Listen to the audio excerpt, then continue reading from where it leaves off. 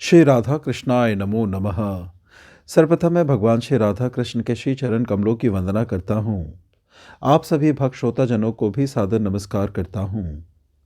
ग्रंथ श्री भक्तमाल में वर्णित भगवान श्री हरि के श्रेष्ठ भक्तों में आज हम श्री गुह्य श्री निषाद जी के भक्ति जीवन चरित्र कथा का श्रवण करने वाले हैं, जो भगवान श्री रामचंद्र जी के सखा तथा भक्त थे। यह इस प्रकार से वर्णित है। भगवान श्री रामचंद्र जी के अत्यंत प्रिय सखा श्री निषाद जी थे। जाति के निषाद एवं श्रृंगवेरपुर के राजा थे। शिव पुराण में इनके पूर्व जन्म का प्रसंग प्राप्त होता है।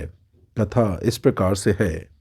एक जंगल में गुरु द्रोह नाम का एक भील रहता था। जीवों की हिंसा करना उसका सहज कर्म बन गया था। उसी से वह परिवार का पालन पोषण करता था।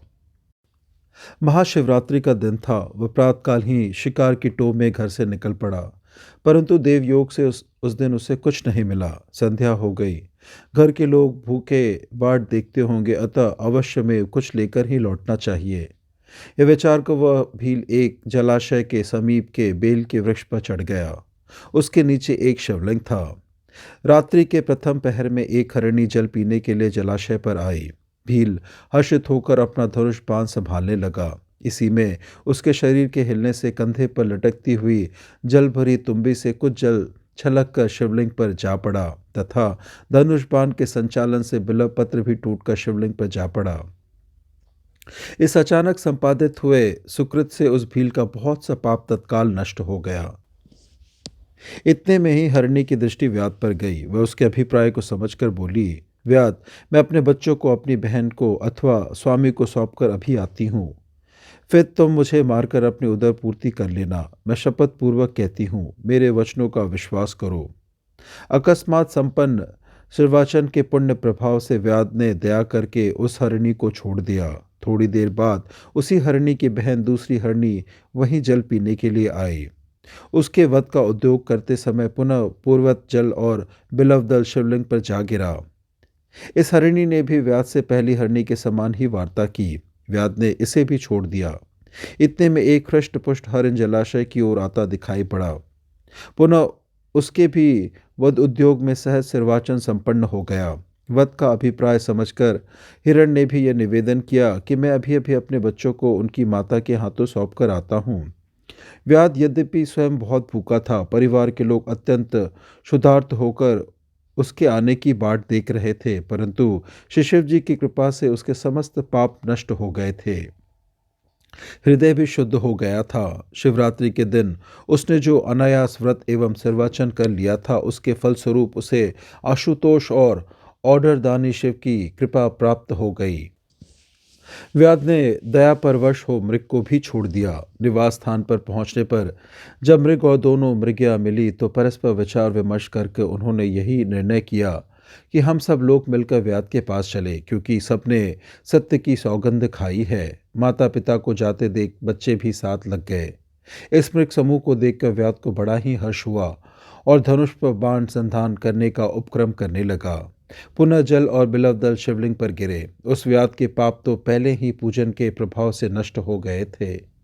इस बार तो उसे दया के साथ विवेक भी प्राप्त हो गया। व्याध को सहसा बड़ी ही आत्मग्लानि हुई कि यह पशु होकर भी कितने परमार्थनिष्ठ है, और मैं मनुष्य होकर भी परमार्थ की कौन कहे। स्वार्थ से भी विमुख रहा। उचित रीति से मैं उदर पूर्ति करने में भी असमर्थ रहा। धन्य है ये मृग, और मेरे जीवन को बार बार धिक्कार है। इस प्रकार ज्ञान संपन्न होने पर व्याध ने अपने बाणों को रोक लिया और कहा, श्रेष्ठ मृगो, तुम धन्य हो, तुम्हारा कल्याण हो, तुम जाओ। व्याध के ऐसा कहने पर भगवान शिव ने तत्काल प्रकट होकर अपने दिव्य स्वरूप का दर्शन कराया और प्रसन्न होकर सुदुर्लभा भक्ति का वरदान देकर बोले, व्याध, एक दिन निश्चय ही भगवान श्री राम तुम्हारे घर आएंगे और तुम्हारे साथ मित्रता करेंगे। वे मृग भी शिव जी का दर्शन कर दिव्य रूप धारण कर दिव्य शिवलोक को चले गए, और वह भील भी कालांतर में श्रृंगवेरपुर का राजा निषाद राज गुह्य हुआ, जिसकी श्री राम जी में अविचल प्रीति थी।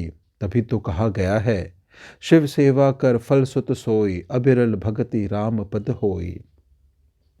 निषाद राज गुह्य और श्री राम जी के प्रथम मिलन की बड़ी मधुर कथा संत महानुभाव ने इस प्रकार वर्णन करते हैं।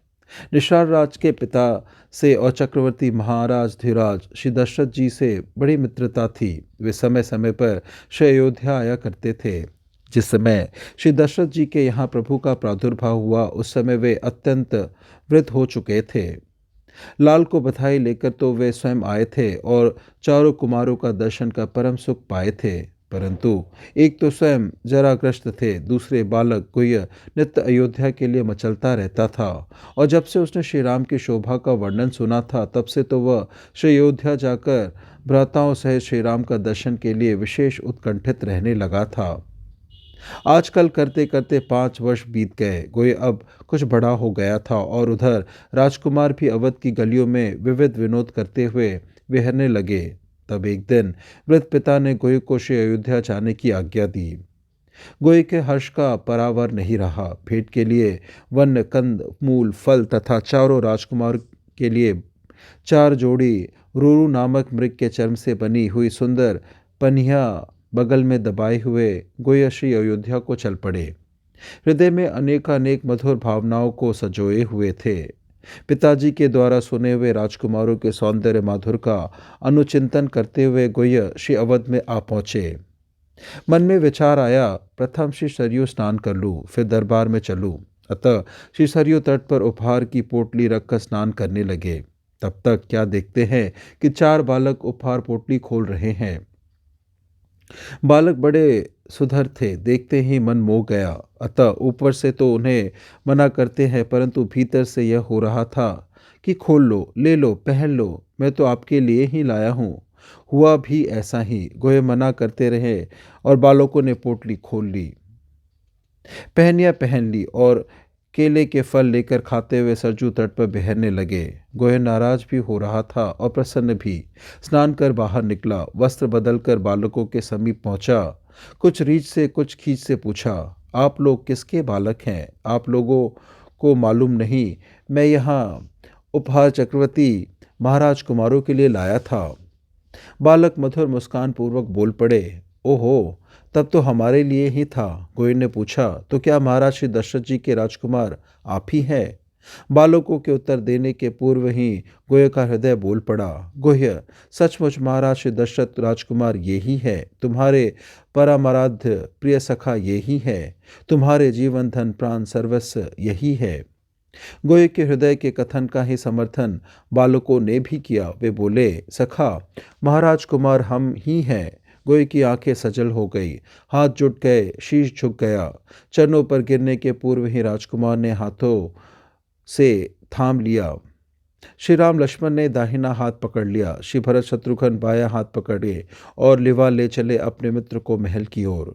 गोया गदगद है कृपा को विचार कर, श्री चक्रवर्ती चकित है सख्य प्रेम को देखकर। राजकुमारों ने पिताजी को प्रणाम किया। गोये ने भी साशु नयन पुलकित नयन वेहलवानी से हाथ जोड़कर अभिवादन किया। श्री राम लला ने अपने नए सखा का परिचय दिया। श्री दशरथ जी ने जैसे अपने पुत्रों को हृदय से लगाया था वैसे ही गोये को भी हृदय से लगा लिया। श्री दशरथ जी ने देखा राम बड़े प्रसन्न है अपने इस सखा से और सखा ने भी तन मन प्राण न्यौछावर कर दिया है उनके ऊपर। महाराज ने रोक लिया गोये को श्री अयोध्या में। बहाना यह बनाया कि तुम यहाँ रहकर मेरे पुत्रों को धन विद्या का अभ्यास कराते रहो, वन में शिकार खेलना सिखाया करो। गोये के लिए तो मानो जन्म रंक जनु पारस पावा। सत्योपखान ग्रंथ में विस्तार से राजकुमारों का गुह्य के साथ वन क्रीड़ा का प्रसंग वर्णन किया गया है। यथा एक बार श्री राम जी ने अनुज और सखाओं से कहा कि आज वन में जो प्रथम शिकार सामने आएगा उस पर सरसंधान मैं करूंगा। यदि दूसरा कोई वार करेगा तो मैं उसे पिताजी से कहकर दंड दिलवाऊंगा। सब लोग सजग हो गए। संयोग की बात, वन में पहुंचते ही एक सिंह सामने आ डटा। लोग जहाँ के तहाँ खड़े हो गए। श्री राम सरसंधान में विलंब कर रहे थे। सिंह ऊपर टूटने ही वाला था। अनुज एवं अन्य सखा श्री राम की आज्ञा का पालन करते हुए अपने स्थान पर थे। गोयर ने अपना कर्तव्य निश्चित कर लिया, जो भी दंड मिले मैं सह लूँगा, परंतु मेरी आँख के सामने सिंह के द्वारा कोई अनिष्ट मुझे सहन नहीं होगा। इन्होंने तत्काल ही एक सांग चलाई। निशाना सही बैठा, सिंह मारा गया। श्री राम के हृदय में भक्त वत्सलता उमड़ रही थी। अन्य सशंक हो रहे थे। इन्होंने श्री राम की आज्ञा का उल्लंघन किया, पता नहीं कौन सा दंड मिलेगा। निषाद गोये परम प्रसन्न हो रहा था अपने मित्र को सकुशल देखकर। लोग वन विहार कर घर लौट आए। सबने देखा श्री राम के श्रीमुख से गोये का गुणगान सुनकर श्री चक्रवर्ती महाराज धीराज श्री दशरथ जी अपने हाथ का आभूषण गोये के हाथ में पहना रहे हैं, हृदय से लगा रहे हैं तथा तुरंत ही श्रृंगवेरपुर के राजा होने की घोषणा कर देते हैं। यथा एक बार शिकार को राम गए वन में, तब आए कि संग अड़ा। भरतादिक संग सखा सकुचे सुनी के, रघुनाथ के सौह बढ़ा। समया पर सेवक डीठ न जानी, निषाद झपट के संग जड़ा। श्रृंगवेर को राज बकस्य दिए, पहिराए दियो निज हाथ कड़ा। भगवान श्री राम जब वन जाते समय श्रृंगवेरपुर आए तो समय निषाद राज गोये ही वहाँ का राजा था। अपने मित्र को वनवासी के रूप में देखकर उसे बहुत कष्ट हुआ और उसने हाथ जोड़कर विनय किया कि आप इस श्रृंगवेरपुर का राज्य करें और यहीं रहें। परंतु श्री राम ने उसे माता पिता की आज्ञा बताकर अपने वनवास का निश्चय बताया। इस प्रकार निषाद राज गोया भगवान श्री राम का सच्चा मित्र और भक्त था। श्री राम के प्रति उसकी इतनी निष्ठा थी कि भरत को सेना सहित आते देखकर वह उनसे युद्ध के लिए तैयार हो गया। परंतु जब उसे भरत जी के आंतरिक भाव का पता चल गया तो उनका श्री राम जैसा ही स्वागत किया। धन्य है निषाद राज गोय और धन्य है उसकी साख्य भक्ति। वनवास की लीला समाप्त करके 14 वर्षों के बाद पुष्पक विमान पर बैठकर जब रघुनाथ जी आए तब आपके साथी भीलों ने कहा कि प्रभु पधारे हैं, उनका दर्शन कीजिए। पर निषाद राज को विश्वास नहीं हो रहा था। वे वियोग से व्याकुल होते हुए बोले, मैं फिर से श्री राम को पाऊं, ऐसा मेरा भाग्य कहाँ। इतने में श्री रामचंद्र जी आ गए और प्रेम से मिलकर बोले कि मैं आ गया, मुझे देखिए। निषाद राज जी ने भगवान के श्री अंग को स्पर्श करके पहचाना और प्रभु से लिपट गए। स्पर्श प्राप्त कर दिव्य सुख सागर में डूब गए। उनके गए प्राण मानो पुनः आ गए। निषाद राज ने अपने को परम सौभाग्यशाली माना। 14 वर्ष पीछे आए रघुनाथ नाथ साथ, के जे भील कहे आए प्रभु देखिए। बोलियो अब पाओ कहाँ, होती ना प्रतीति क्यों हो, प्रीति करी मिले राम कही, मोको पेखिए।